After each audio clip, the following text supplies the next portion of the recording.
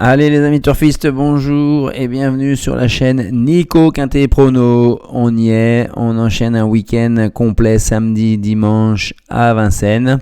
Ce samedi 16 décembre, donc on se rendra sur le Temple du Trot, l'hippodrome de Paris-Vincennes. On va avoir une belle affiche dans ce tiercé quintet là, des chevaux qu'on connaît assez bien, beaucoup de chevaux étrangers. Pour des chevaux de 6 à 10 ans, donc, qui n'ont pas gagné 355 000 euros. Et ils vont s'affronter sur les 2100 mètres grande piste à l'autostart avec, comme vous le savez très bien, 9 chevaux en première ligne. Et là, ils seront 7 à s'élancer en deuxième ligne derrière les ailes de l'autostart. On a une grosse priorité qui est donnée quand même aux chevaux de la première ligne. Après, on a une ligne en béton armé, on a l'impression, avec la dernière fois, Unico Broline, Fanatic Flash, Ave Dream, Sarah G. Byrne. On a l'impression que c'est une ligne qui pourrait confirmer quand même. Et Balsamic Font, qui pour une fois s'était montré très sage. Que dire ? J'ai l'impression qu'on va s'acheminer vers des rapports qui ne seront pas très très élevés, j'ai l'impression. On a des favoris dans ces catégories de gains qui sont déjà assez confirmés, assez solides. Donc on va être prudent sur le montant des mises. Il va falloir y aller gentiment dans vos jeux, s'il vous plaît. Alors on y va. Nous, les fantômes, on peut éliminer déjà d'office le 2, le 8 et le 14. Diego Sutton, Heading Reference, qui est passé de JMB à Mamquist. Et Cicero TJ, Bazir, mais un emoji rouge, il prépare une autre course. On va partir sans surprise avec le 3, Unico Broline. Franchement, il l'a fait facile, j'ai trouvé la dernière fois. Il a montré beaucoup d'assurance, beaucoup d'autorité.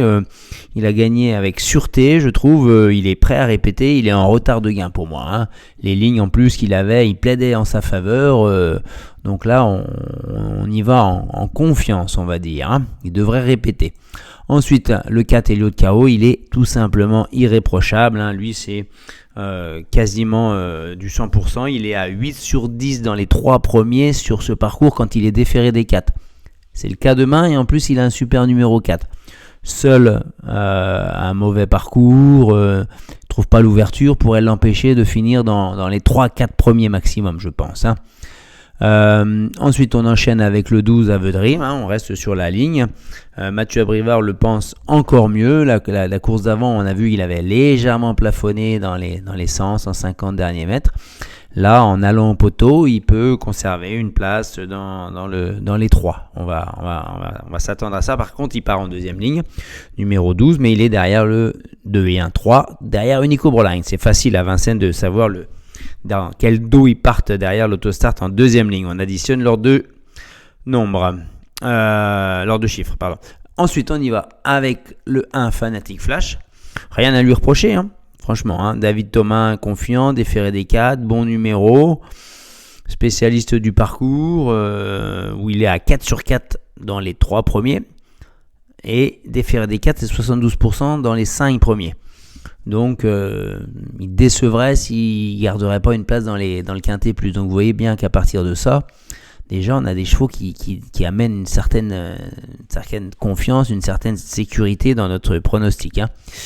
Bon, si c'est ça qui sort demain, voilà, les pronostics, les rapports, ça nous permettra tout juste de retourner jouer le lendemain.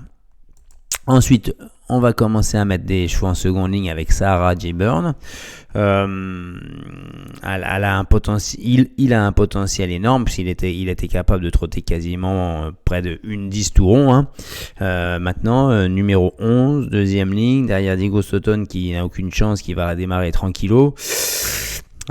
Si ça fait comme la dernière fois, il a plafonné un peu en venant en épaisseur dans le dernier virage. Là, Par contre, sur sa classe, sur ses qualités qu'il a déjà démontrées, il vaut largement un tel lot. Mais là, c'est un peu compliqué avec le numéro 11, je trouve.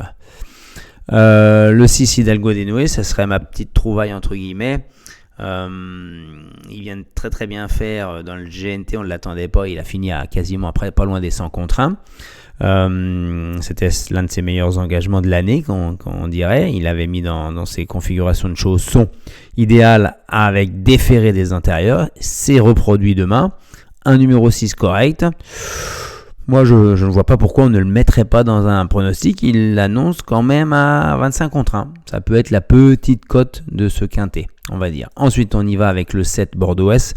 Bazir, moi, je suis toujours un peu frileux quand on a des chevaux qui viennent de faire 12e, 10e, 11e, 12e.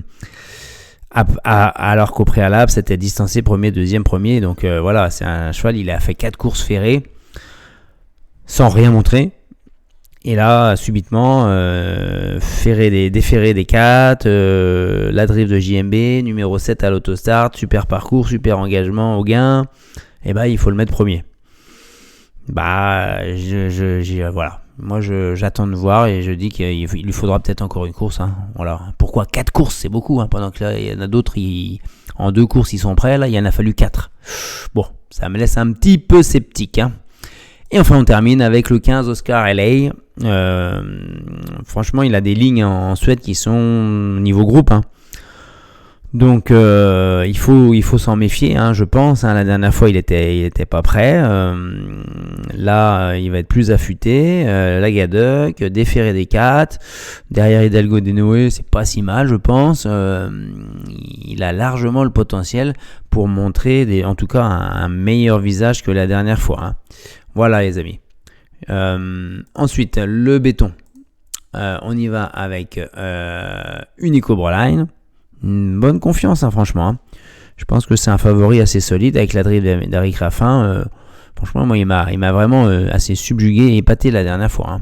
Bon, je demande confirmation et je pense qu'on va en avoir le cœur net demain, on va dire, du potentiel de ce cheval. Hein, de 5-7 ans. Il y a des 6 ans qui sont meilleurs, c'est vrai. Hein. Pour le même niveau de gain, ils ont une année de moins. Lui, il a 7 ans déjà.